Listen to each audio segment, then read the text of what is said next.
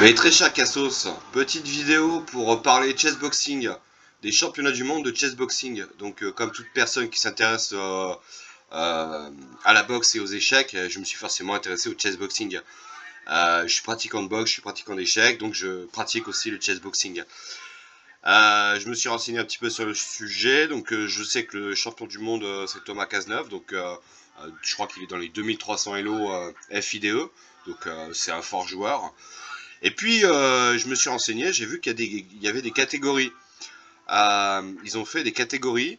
euh, et ils ont fait une catégorie qui s'appelle une catégorie Challenger. Et il y a des champions du monde en Challenger qui sont 1200 Elo Feed. Ça fait un peu penser aux catégories poussins chez les enfants. Mais bon, en l'occurrence, pour les enfants, c'est dû à leur âge. Alors que là, c'est pas dû à leur âge. Ils ont créé une catégorie en fait pour mettre en avant des gens qui sont très mauvais aux échecs ou débutants et les porter en haut de l'affiche. Donc moi je trouve c'est assez ridicule. Moi dans ce cas-là j'ai un classement feed, je suis 1780 Elo feed, donc je suis bien plus fort que le champion du monde Challenger. Euh, En boxe je pense que je l'abîme et j'ai demandé un combat, il a refusé. Et aux échecs, je sais même pas que je l'abîme, je lui mets 10-1. Allez, je suis gentil pour lui, je lui mets 10-1. Mais je pense 10-0 plutôt. Donc moi, comme la WCBO, donc la World Chess Boxing Organization, cautionne ce genre d'attitude, j'ai décidé de créer ma propre organisation. Je vais l'appeler donc la, euh, je vais l'appeler la Professional Chess Boxing Organisation, donc la PCBO. Donc, à partir de maintenant, je m'autoproclame champion du monde de chessboxing PCBO, comme j'ai marqué ici. Voilà. Alors pourquoi PCBO? Pourquoi Professional Chess Boxing Organisation? Parce qu'en fait, je me base sur l'organisation dissidente qu'avait fondée Kasparov en 1993, où il était en dissidence avec la FIDE, et il était champion du monde de sa propre organisation. Je ne me compare pas à Kasparov, mais je compare le concept d'organisation dissidente.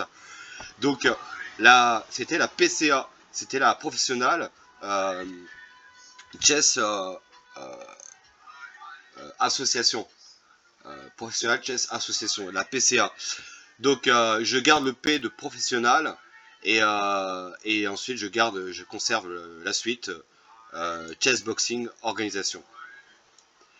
Il y a aussi une chose que je trouve un peu ridicule, c'est qu'en fait dans les catégories, donc ils ont sous-catégorisé donc en poids, ce qui est normal, et par Elo. Donc moi je serais pour supprimer la catégorie Elo. Euh, Chessboxing, c'est du chessboxing. Il faut pas commencer à subdiviser dans tous les sens, sinon ça n'a plus aucun sens. Donc, si un mec est 2300 Elo feed aux échecs, bah, il faut le démonter. Hein. Sinon, on peut pas prétendre à être champion du monde en étant 1200 Elo. Donc, moi, je suis pour supprimer les catégories de Elo et augmenter par contre le nombre de catégories de poids. Parce que je sais qu'en chessboxing, c'est moins de 80 et après moins de 70. Vous demanderez à n'importe quel boxeur, il vous dira que entre 70 et 80, c'est un monde entier, quoi. C'est à partir de 76 kilos, vous prenez des coups. Certains 76 kilos, ils mettent des coups aussi puissants que des poids lourds. À partir de 76 kilos, ça peut faire très très très très très mal. Donc 10 kilos d'écart pour une catégorie, c'est complètement irréaliste. Donc moi je serais pour mettre plus de catégories, donc à minima toutes les 5 kilos par exemple, donc 70, 75, 80, 65, 60, etc. Donc j'ai créé une catégorie, moins de 75 kilos, je suis le champion du monde, autoproclamé, moins de 75 kilos, pas de catégorie de LO. Voilà. Donc, pas de catégorie de Hello. Tout Hello confondu. Si quelqu'un conteste cette décision, ben, qu'il me défie, j'accepte tous les défis sans aucune exception.